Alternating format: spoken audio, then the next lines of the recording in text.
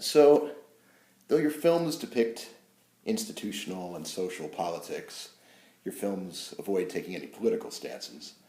But I heard your films avoid taking any political stances. Any obvious ones? Any overt political stances, I should say. And I recently heard you comment in an interview, my political models are Groucho, Harpo, and Chico. Right. Is that your way of confessing to be an anarchist or simply a frustrated comedian? Frustrated comedian. Yeah. I had to ask, since I'm covering for Groucho reviews. Right. We're both fans of the Marxists. Anyway, I do want to ask about your sense of humor, which was recently commented upon. It's dry but pronounced in real life and dry but subtle, I would say, in your films. What tickles your sense of humor about human nature and behavior? Well, that's the question answers the question. Human nature, human behavior. Fair enough. And I suppose you'll probably answer this question the same way, but I was going to say your work also qualifies you as not only an expert filmmaker, but perhaps an amateur ethnographer. Well, I don't know. Amateur, amateur or not, or ethnographer. There's something that I don't like about the word about ethnographer or observational cinema, because it's a bit too passive. And my films are made up of, I can't do the math, but hundreds of thousands of choices. Yeah. Subject matter, duration of shooting, what to shoot, how to shoot it, how to edit it, how to structure it. I wouldn't even know how to, figure out how many choices there might be in a given film. But yeah. so and there's nothing scientific about it. It's all very personal. Perhaps you'd prefer storyteller? What would be your... A filmmaker is fine for filmmaker, me. Yeah. I make movies. Yeah. I was going to ask what disturbs you the most about human nature as well, but perhaps that's also a self-evident question. Well, I think so, yeah. Or I could go on forever. Well, I won't make you go on forever because we want to cover some other ground. But personally, I have an aversion to didacticism and propaganda techniques and the filmmaker inserting him or herself into their film, all of which are sort of in vogue at the moment in documentary film.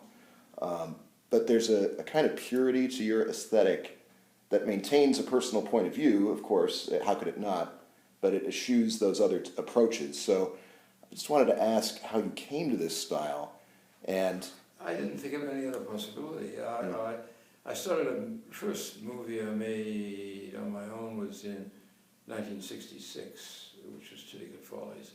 And I think I had seen a couple of movies, most notably a movie called Mooney versus Fowl, which is about two high school football teams getting ready for a championship game in Miami. And I was very impressed with the possibility of the technique to shoot synchronous sound documentaries without the camera and the tape recorder being connected at 24 frames. I mean, it opened the world up to making movies about ordinary experience, because with fast film stock and not being chained to each other, you could move around very quickly and capture on film what was going on. I'm not certainly the first person who realized that in ordinary experience there's as much tragedy, sadness, complexity, comedy as in great literature. You just have to be lucky enough to be around when it's going on and be able to recognize what it is that you're seeing and hearing. So the technological advances made it possible to do that. So that's what I wanted to do. Yeah. I know that your style has been quite consistent over the years, but are there ways that it's grown or developed or just adapted to changes in technology that you're conscious of? The changes in technology haven't in any way affected the style. I mean, I like to think in the course of making movies now for 52 years that I've learned something. Yeah. Others may not share that judgment, but I think I've learned something. And I've learned most about how to make a movie because I edit my own movies. And when you're in the editing room and you don't have a shot you need, the next time you're out making a movie and you're in a similar situation, you tend to remember the shot you didn't have last time, or the shots you didn't have last time. Yeah. So I like, from my point of view, the filmmaking, so-called, I've learned something which is reflected in the way I work.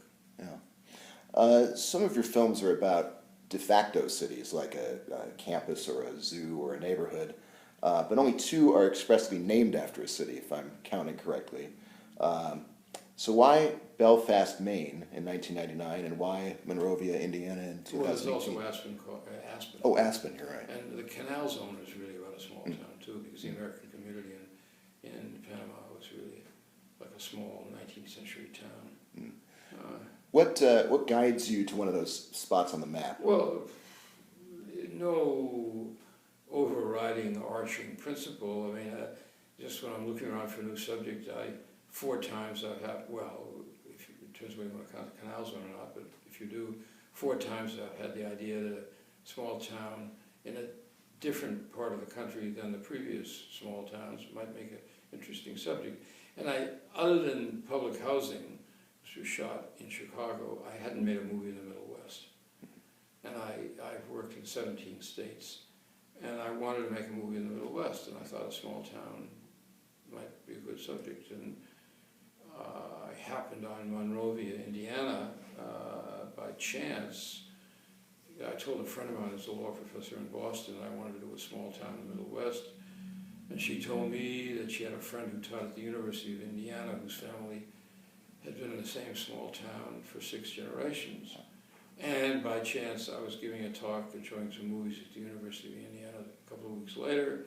So before I went, I called this man and I told him what I wanted to do. And he said, come out a day early and I'll take you to my family's town, Monrovia, and introduce you to my cousin. Well, this cousin turned out to be the town undertaker. So, she knew everybody's a potential client. Right. And she was well liked in the town, and she introduced me around. Before I started filming, she'd call up a lot of the store owners or people in the school board or the police department, the fire department, etc. And told them I was coming and wanted to make a movie and asked them to cooperate with me. So by the time I got to call them, they had been introduced. Yeah, doors had been opened. Doors were open, and so that's the way it went. So in this case, some introductions were made. When you have to kind of cold call your way in and convince an institution or an individual to give you access, Convincing, you can never. Convincing, if you have to convince, it's not going to work. Because it won't work if people are skeptical or defensive, concerned. You have to have complete cooperation because there's too much at stake, both in terms of time and financially. I mean, obviously there are situations where people don't want to be filmed, which I respect without whatever, but if I have to coax someone or a place into giving me permission, I don't do it. Right. And I don't do it because I don't think ultimately it would do me any good. And so people, much to my happy surprise, always, I think, 95% of the time, always say okay. Yeah. What are you willing to say about Monrovia, Indiana, other than what the film states? Not much. Yeah, right. I know you like to let the film speak. No, because I don't want to. If I thought I could best characterize it in words, I shouldn't make the movie.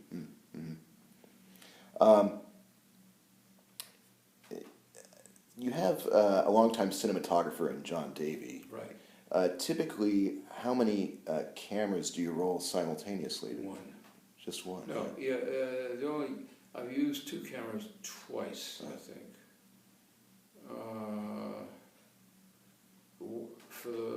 Or the more performance-based films, or?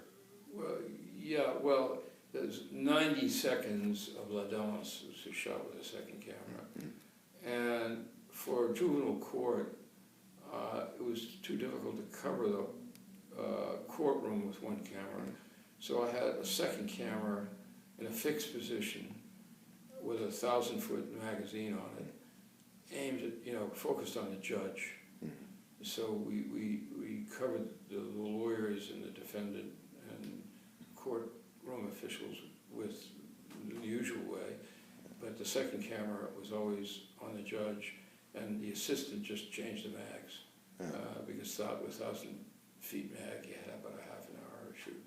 Yeah, and so I think you said it's you and two other people usually. I sound direct and I do picture. The sound, and I work with a cameraman, and the third person is an assistant who, when the films were shot on film, changed the mags and carried the extra equipment.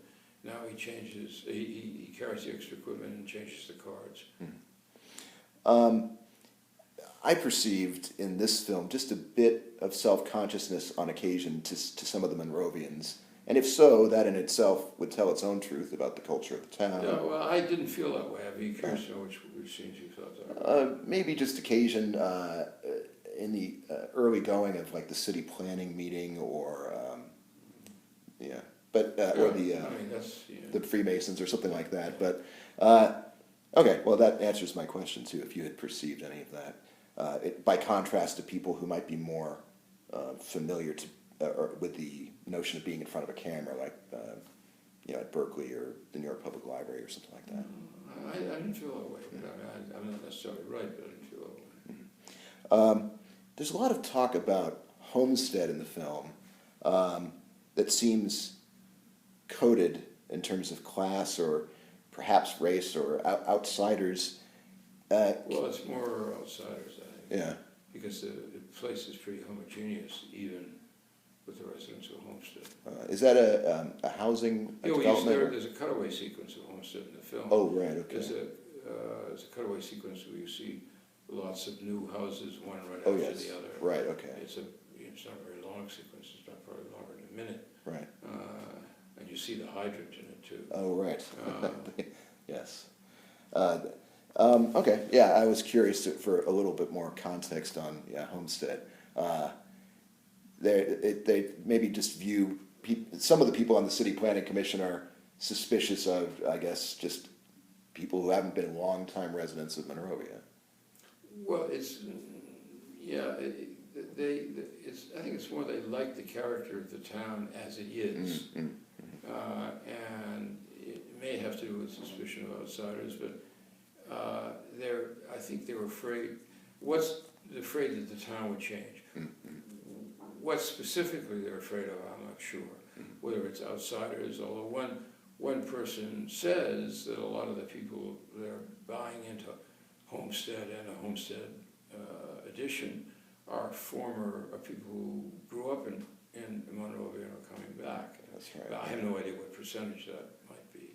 Mm-hmm. But I think it's that the people who were against it liked the way of life, whatever that may mean, as it currently existed, and were fearful of change.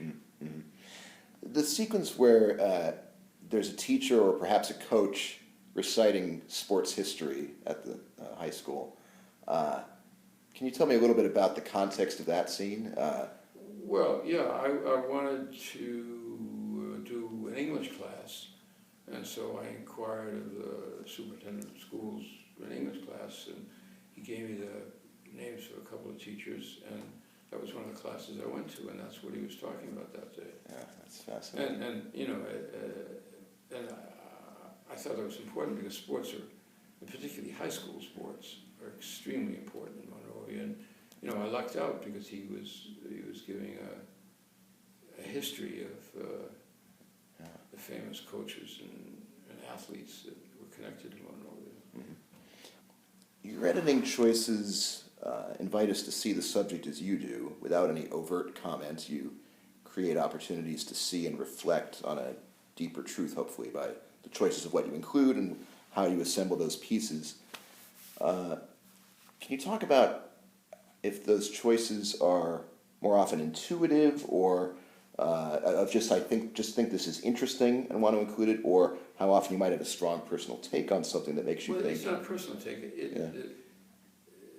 The original selection of the sequence to edit is based on my recognition or my thought there is something in the sequence that is important for the film.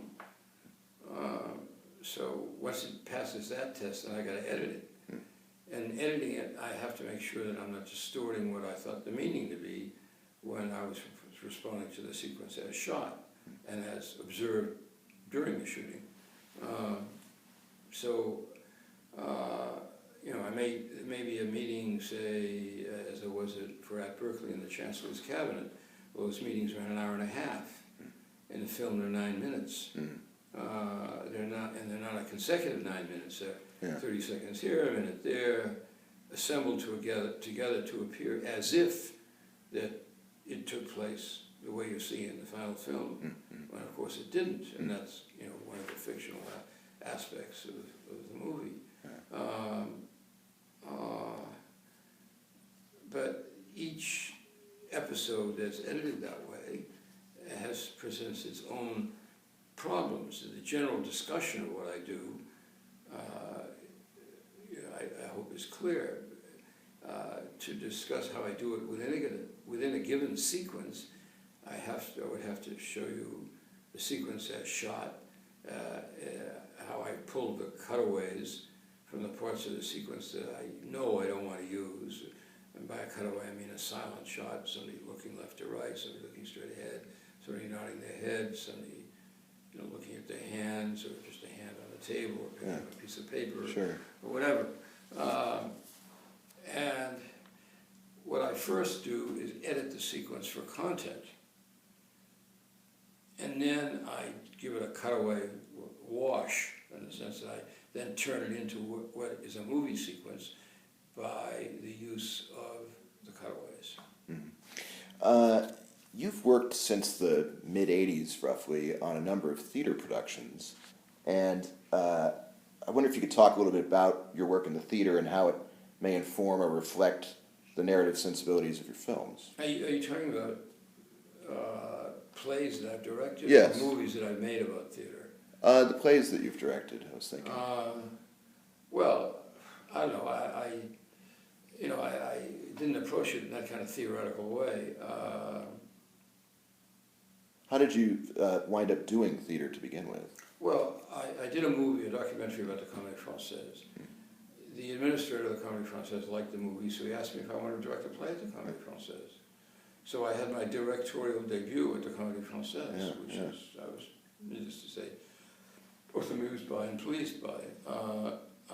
And I picked a play. In fact, it wasn't a play to begin with. It was an adaptation of a chapter of a novel by Vasily Grossman. The novel is called Life and Fate, and the chapter is called The Last Letter.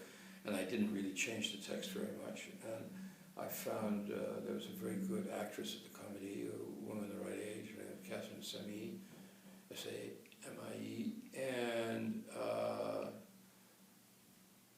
it was presented as a monologue. But in the play, I used shadows to represent the other people.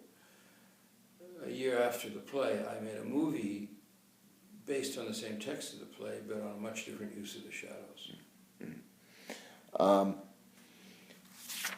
Going back to your filmmaking process, what's the typical ratio of footage that you shoot to the runtime of the films? Well, it varies. I mean, it varies. For Berkeley, for example, it was 60 to 1. It's often 40 or 50 to 1. And you've said that when you do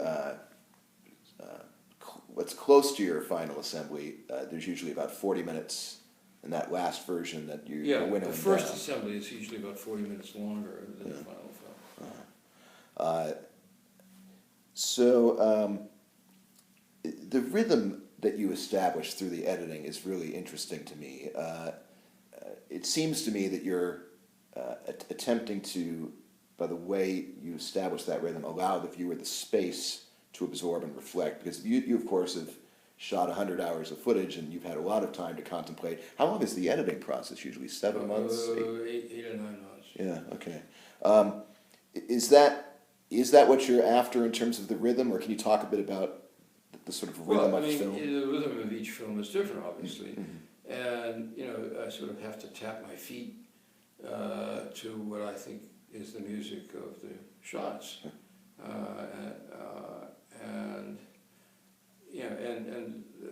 The editing rhythm is different. The editing is a response to the material. And the material of each film is different. Zoo, for example, there are a lot more cuts and faster cuts than at Berkeley, because half the participants in Zoo don't speak English very clearly. Right.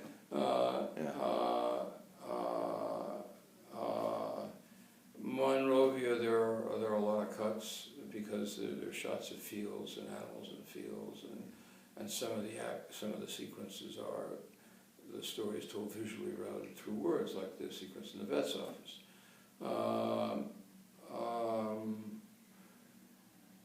Or National Gallery, there are a lot of cuts because I show a lot of paintings. And, and there was an issue, I had to figure out how to shoot the paintings, and at the same time, how to have the paintings incorporated into the abstract story or narrative of the film. Mm-hmm. One aspect of your films that's often commented on is your taking in of nature, you're showing us nature as how the human relationship of humans to nature. And in this film, Monrovia is a farming community, and without giving anything away, the film ends on a kind of poetic note that serves as a sort of bookend, almost reverse farming, one might say, at the end of the film. So what can you tell me about your view of nature?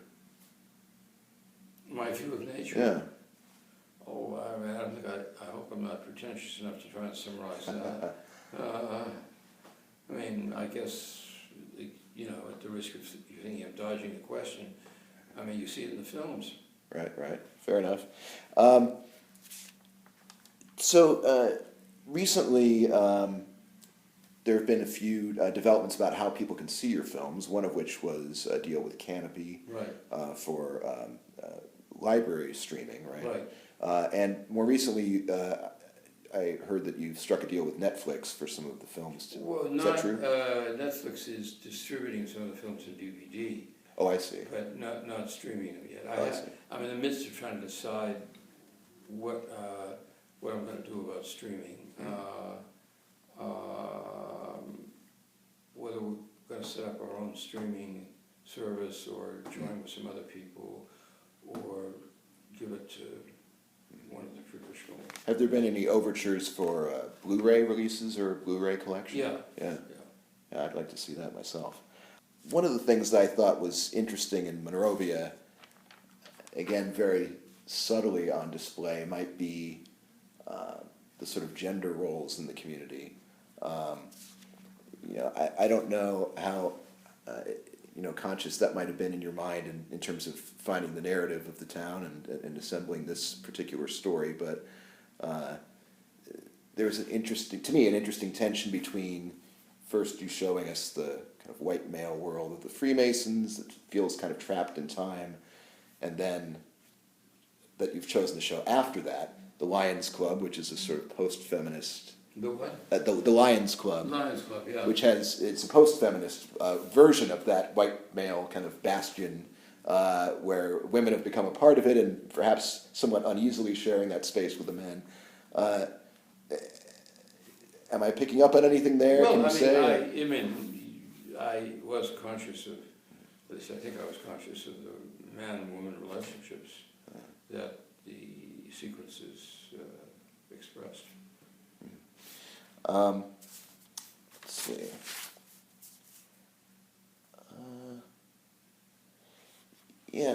Is there, in your, looking at your career overall, can you say what you're seeking overall in terms of answers? It's a lot of the films, especially a film like Monrovia, spoke to me as telling a story about the ways we survive, the ways we pursue happiness individually and collectively, the ways we fill our hours and reinforce a kind of shared meaning with each other. In telling all the stories of these places and these institutions, is there a kind of bigger picture of what you're interested in that you can articulate, or? Well, I mean, basically what I'm interested in is working and having fun and enjoying what I'm doing. Yeah. But in terms of the specific movies, I'm trying to make a group of movies that represent as many different aspects of contemporary life as I can. It also occurs to me, of course, the world is constantly changing, and sometimes you've revisited subjects, but are you ever, and of course sometimes you'll, in microcosm, revisit a subject, like you made a film, high school, and this film has a high school sequence in it. But are you ever compelled to kind of go retrod some ground and see how things change? Yeah. I mean, I made 2 ballet movies and 2 high school movies, and the 2 high schools are very different. I mean, right. The only similarity is that they're teachers and students, and they take place in a building. But that's where the similarity ends. Yeah. For instance, student-teacher ratio at Northeast was about 27-1.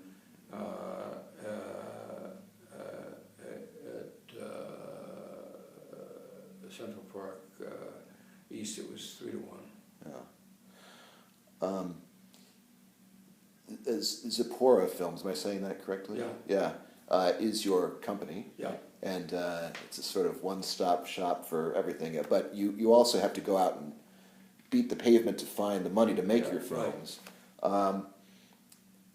Can you talk about how you go about that? Well, I write proposals and have meetings or take meetings, as they say, and raise the money. There are only really 8 or 10 places I can go. Yeah.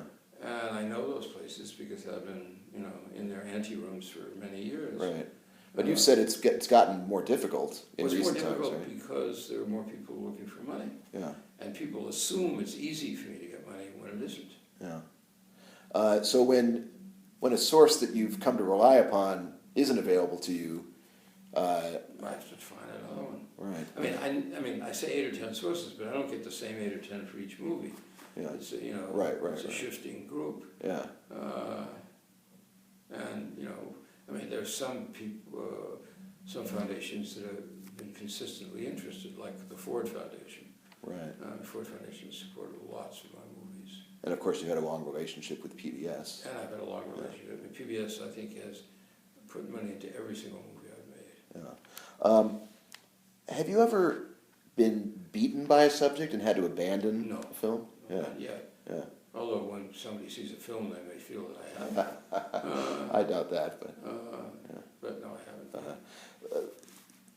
That said, which did you find to be the most challenging subject to shoot, and which might have been the most challenging for you to find in the end? Well, it's different. I mean, each movie is challenging because each movie presents a different set of problems, both in the editing and in the shooting. I mean, some movies are more action-oriented, some are more talk-oriented. Yeah. I mean, Basic Training is more action-oriented. In a funny way, Missile is more, not Missile, Primate is more action-oriented. Missile is talk-oriented. Berkeley is talk-oriented. Zoo is more action-oriented. Dance is action-oriented. So, I mean, and each you know, it's hard to generalize about it because each subject presents its own challenges from a structural and editorial point of view. And perhaps the same is true of this question, but were there any that surprised you by being so easy in a way? Like they just...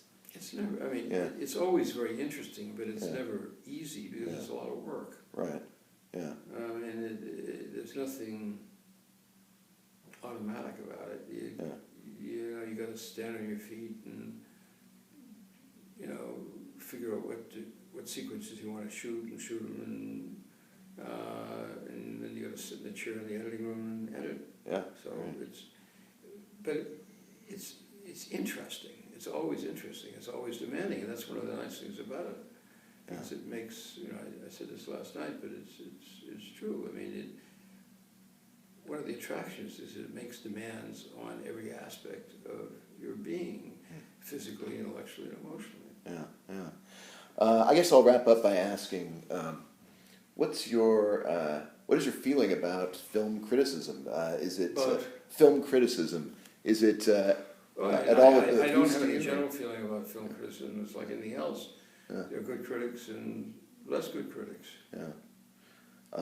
And people who write well and people who don't write so well. Right.